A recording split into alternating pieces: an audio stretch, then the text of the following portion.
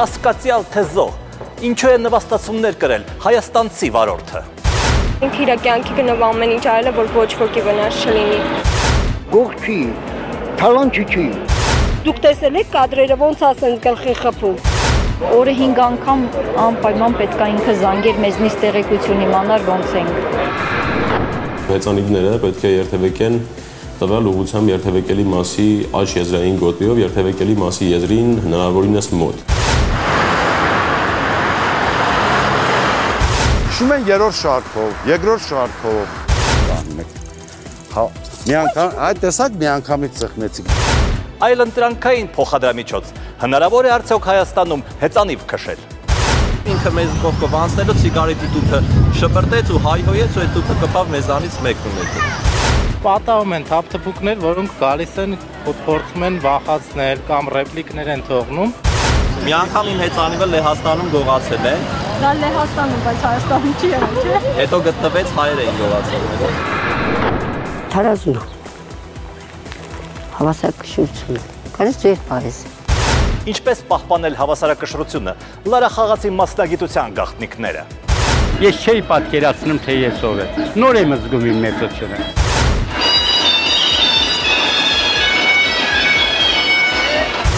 Թարգելու եմ հեսա, որ գնացի բանակ։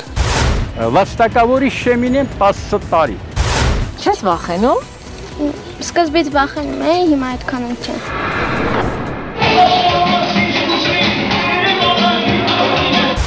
Ինչ երաժշտություն է ոսկե ծիրանը հրամցնում աշխարհահռչակ ռեժիսոր Գոթֆրի Ռեջիոին։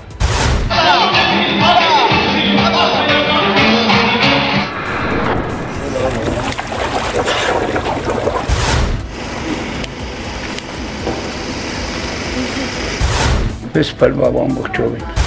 Հենց տղամուսինս պարգել էր, որ քնիր, հենց սիգել իր գլխի վերել։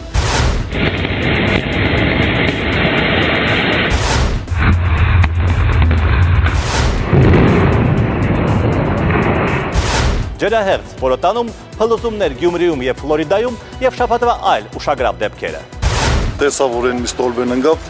այս մեկն էլ արերը քաշեց չհասցրեցի, արգելակեցի։